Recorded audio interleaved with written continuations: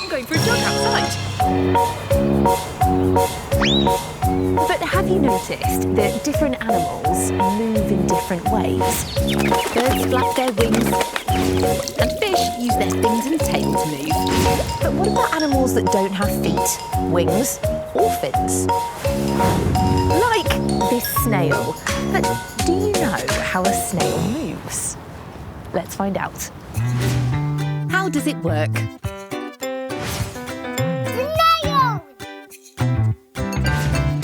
To find out how snails move, I've come to a snail garden.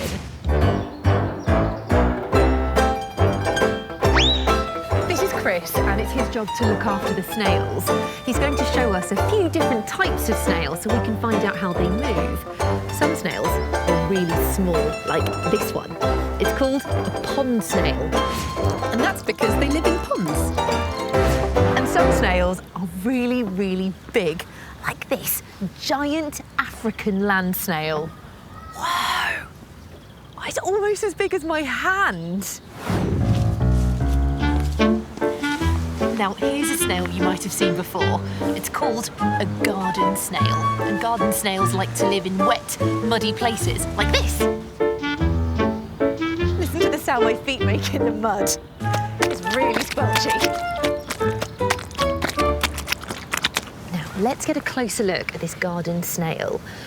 Snails have 4 tentacles, 2 to see with and 2 to smell with. And they have a hard, round shell. This protects the snail's soft body. This part of the snail is called its foot. And can you see this slimy trail? Well, that slimy stuff is called mucus, and the snail uses it to help it glide along. But how does the foot and the mucus work together to help the snail move? To find out, I think we need to take a closer look. When a snail moves, it uses lots of muscles inside the foot to push itself along. In the foot is a gland that makes mucus. The mucus makes the surface slippy, which makes it easier for the foot to move along because there is less friction. Born with a shell on its back. It's called a protoconch, and it's very soft. The shell needs calcium from food to make it strong. As the snail grows, so does the shell. The new shell pushes the old shell along and becomes harder, making a spiral.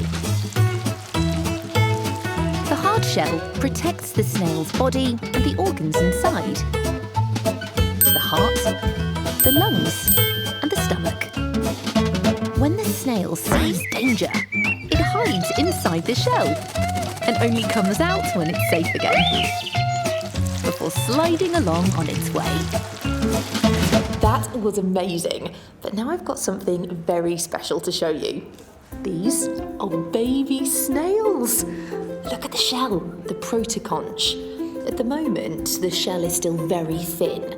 That's because the snail hasn't eaten lots of food with calcium in it yet to make the shell hard. And can you see the slippery mucus underneath the baby snail's body? When something's slippery, we say that it has less friction.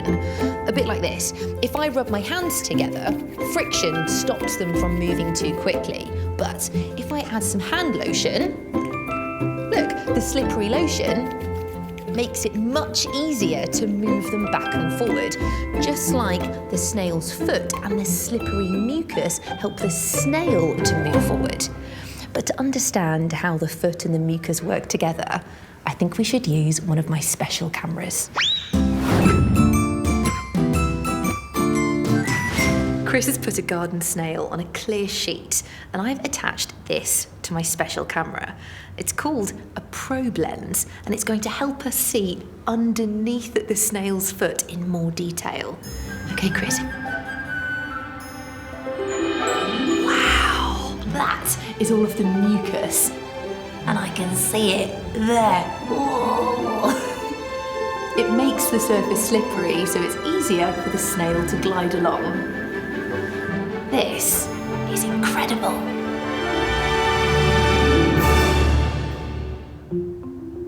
But a snail needs more than mucus to move.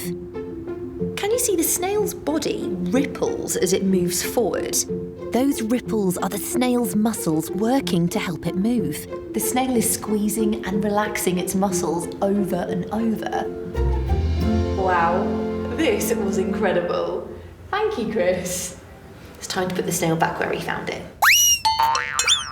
That was brilliant. I loved finding out about how snails move.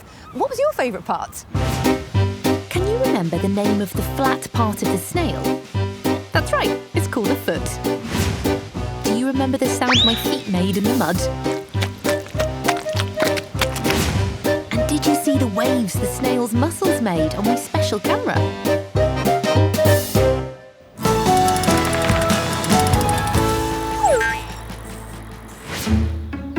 Seeing how a snail moves was really interesting. When we move along different surfaces, we need different things to help us. On water, we need to use a boat. When we go ice skating, we wear ice skates. And when we want to get across a big field, we might use a tractor. But do you know how a tractor is made? Let's find out. How is it made? Tractor! To find out how tractors are made, I've come here to a tractor factory.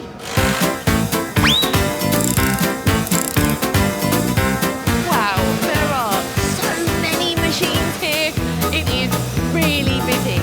Can you believe they make a tractor every 4 minutes? That's the same as 15 tractors every hour. Tractors do lots of clever jobs. Some pull big ploughs to get the fields ready for planting seeds. This tractor helps to collect potatoes. Look at this tractor. It's lifting up recycling bins. Today at the factory are making a huge blue tractor just like this one. Wow, look at the size of it. And look how big those wheels are. They're massive. So how do they make a tractor that's this big? The first part we need to make a tractor is this. It's called a transmission. A transmission makes sure the right amount of power goes to the wheels so the tractor can move faster or slower. But the transmission is really heavy, so they use a crane to lift it up and put it on one of these. It's called an AGV, an auto-guided vehicle. It's controlled by a computer and moves around automatically. It drives itself. Off it goes. There are lots and lots of AGVs carrying things around the factory. Can you see the orange flashing lights? They are to warn people that it's moving. They look so funny moving around by themselves. The transmission is brought to this bay, where an engine is fitted to it and it slides on perfectly. This is the next part to be fitted. It's called a front axle. You see, it's got 2 metal discs. 1, 2. What do you think this might be used for? That's right, it's where the wheels are going to be attached. The front and back axles are then connected to the engine and transmission, and altogether, it's now called the chassis. This is the base of the tractor. The chassis gets lifted up onto this huge line of moving chassis. It's like a fun ride, but for tractor parts. I'm going to call it a chassis coaster. So we can take a ride on the chassis coaster.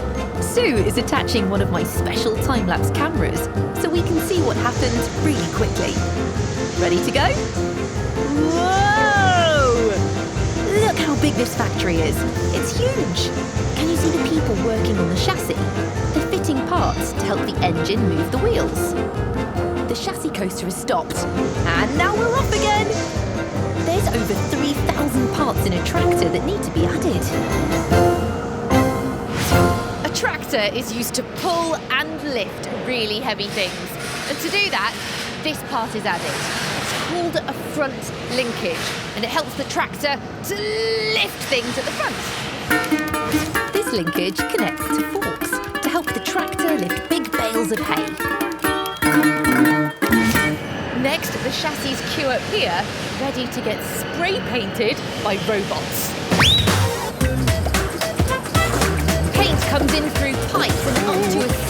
gun at the end of the robot's arm. Can you see how quickly they're working? The robots are painting the first coat. It's called primer. Look at the robots. It's like they're doing some kind of dance. Can you dance like a robot?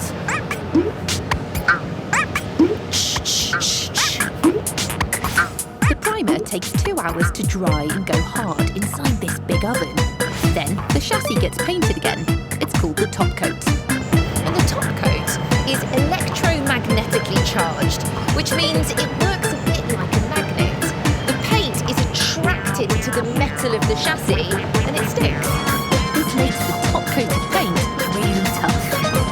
How clever is that?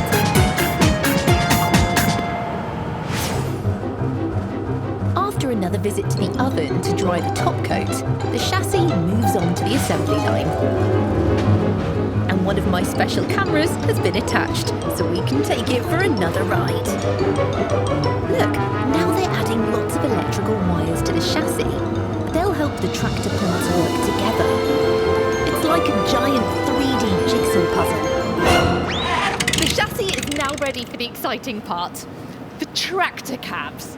This is where the driver sits. Wow, the cab is lowered onto the chassis and then it's fixed in place using bolts. It's enormous.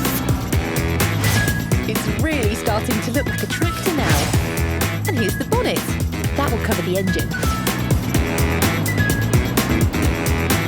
Finally, it's time for the wheels. And it's Daniel's job to fix them in place using large bolts. Doesn't it make a great sound? And now the wheels are on, the tractor is ready. Wow, look at that! Finished blue tractor. That was amazing. I loved finding out how a tractor is made.